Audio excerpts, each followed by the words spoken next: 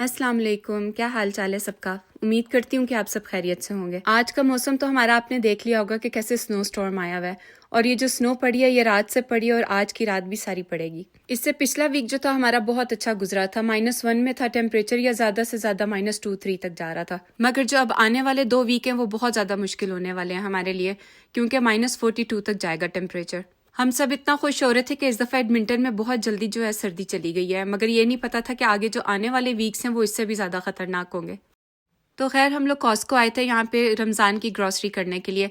इस दफ़ा थोड़ा सा लेट हो गए क्योंकि हम लोग काफ़ी ज़्यादा बीमार हैं। पीछे अभी भी तबीयत हम लोगों की इतनी सही नहीं है, मगर फिर भी ये है कि अल्हम्दुलिल्लाह अपने काम वगैरह हम लोग करने लग गए हैं। इतनी जल्दी साल गुजर जाते हैं पता नहीं चलता। रमज़ान ऐसा लगता है कि अभी गया था और माशाल्लाह दोबारा आ गया। तो मेरी तरफ से आप सबको रमज़ान मुबारक। अल्लाह ताला ये आने वाला रमज़ान हम सब के लिए खैर आफियत का हो, हमारे लिए खैर बरकत लेकर आए और हम सब की जो नेक हाजात हैं वो पूरी हों इंशाल्लाह। आमीन सुमा आमीन। ये रमज़ान भी बहुत अच्छे लगते हैं अपने घर में, मगर बचपन का जो रमज़ान है वो याद आता है। कैसे हमारी अम्मी जो हैं वो सुबह के टाइम पे सहरी बनाती थी, हम लोग उठ जाते थे, अपने पापा के साथ बैठते थे और हम लोगों को ये होता था कि हम लोगों ने पराठा नहीं खाना, मगर उस टाइम पे मेरे पापा जो हैं वो किसी ना किसी तरीके से हमें खिला देते थे। हम सब बहन भाई साथ मिलके बैठते थे। अफ्तारी के बाद हम सब कजन्स जो हैं वो मिलके बैठते थे, चाय पीते थे और उसके बाद तरावियाँ पढ़ने मस्जिद जाते थे। इतनी प्यारी यादें हैं बचपन की जो अभी याद आती हैं, तो फिर हम लोग सोचते हैं कि काश वो दिन दोबारा आ जाएं।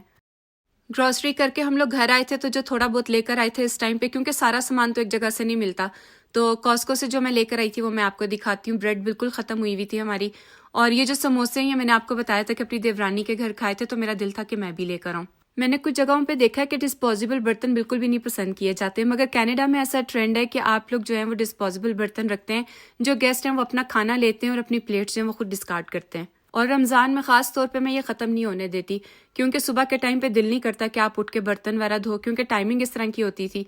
और अब जो है थोड़ी सी टाइमिंग हम लोगों की डिफरेंट है, इंशाल्लाह वो भी मैं आप लोगों से शेयर करूंगी।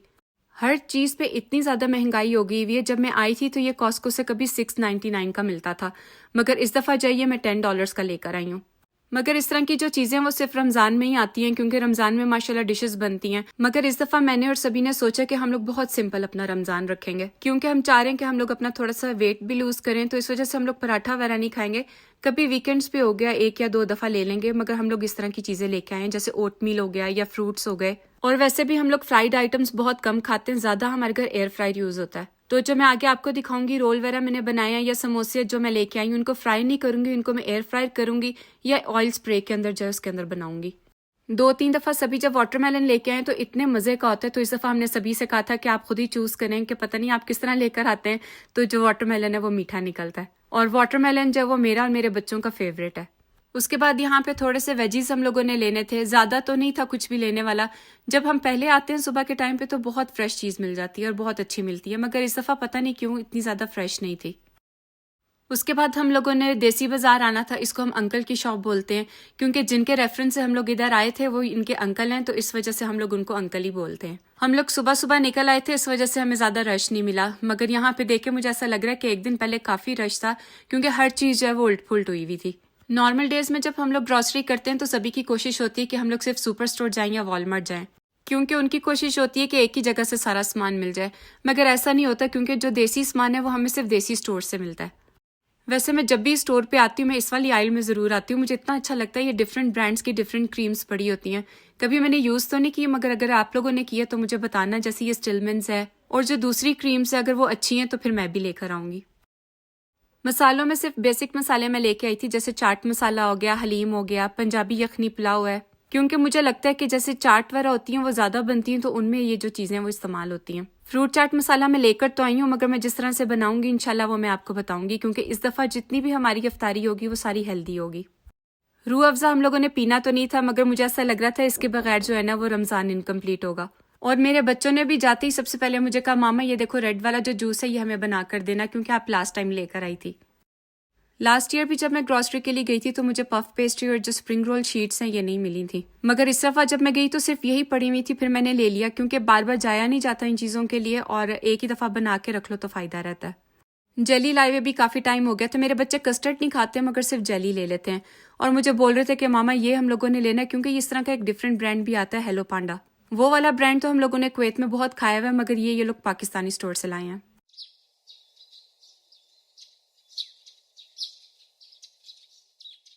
तो अब जो है यहाँ पे मैं अपना स्प्रिंग रोल का मटेरियल रेडी करने लगी थी।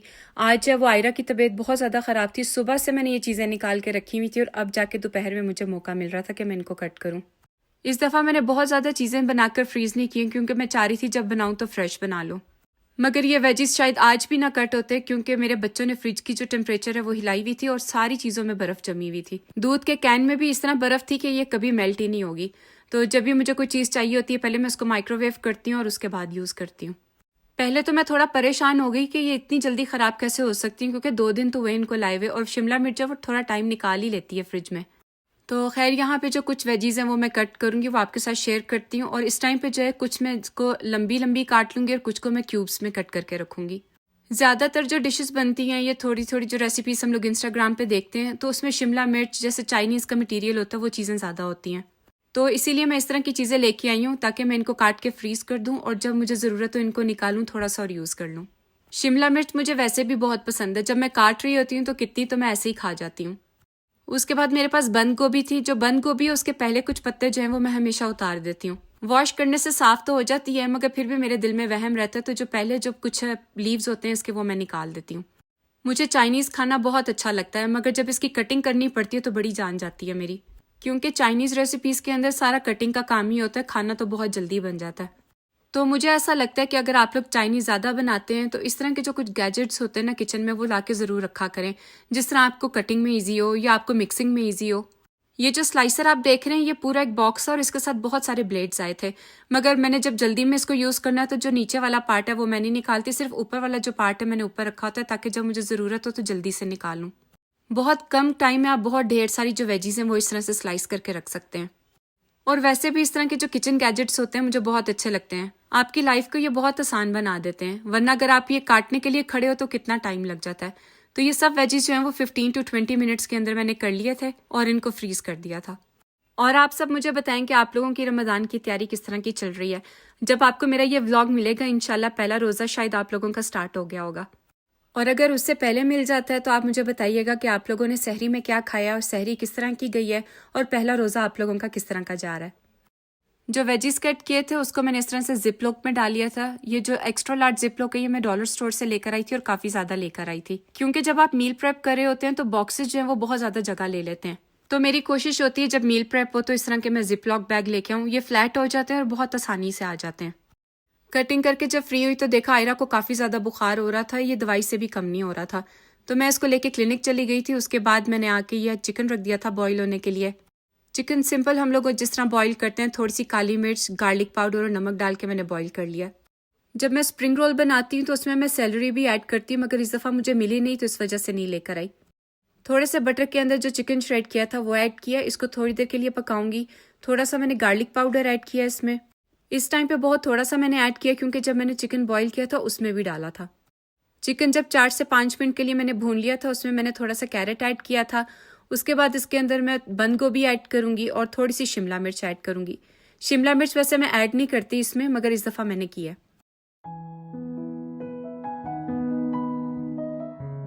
उसके बाद मैंने 2 चिकन स्टॉक ले लिए थे, उसको पानी में डाल के इस तरह से डिज़ोल्व कर लिया है ताकि जब इसको मैं ऐड करूं तो मिक्सिंग में आसानी हो। और ये जब हम लोग मैगी स्टॉक डालते हैं इसको डालने से जो फ्लेवर है वो बहुत इन्हेंस हो जाता है। उसके बाद जो बेसिक मसाले होते हैं चाइनीज़ के वो मैंने ऐड किए थे। इसमें थोड़ी सी मैंने सोया सॉस ऐड की थी, नमक ऐड किया था, काली मिर्च ऐड की थी, थोड़ा सा गार्लिक पाउडर ऐड किया था, ऑर्गेनो ऐड किया था और थोड़ी देर के लिए इसको पका लिया था। जब मटेरियल ठंडा हो गया तो मैं और अजान जो यहाँ पे फिलिंग के लिए आ गए थे, क्योंकि अजान बहुत देर से मुझे देख रहा था कि मामा किचन में कुछ बना रही हैं और उसकी कोशिश थी कि वो मेरी हेल्प करे। तो यहाँ पे वो कह रहा था कि मामा मुझे बताओ कैसे रोल करना है, मगर मैंने उसको कहा कि जो काम मेरे लिए मुश्किल है शीट से अलग करना, मुझे शीट से अलग करके दो तो उसकी जो फिलिंग है वो मैं करूँगी। पहले क्या करेंगे, पहले मुझे ये बताओ। First we're gonna grab the basics out. First put this inside the roller. Then we roll it up like a roller. Okay. ठीक है। Hi guys, we're back. Look, look how many we made. We made 1, 2, 3, 4.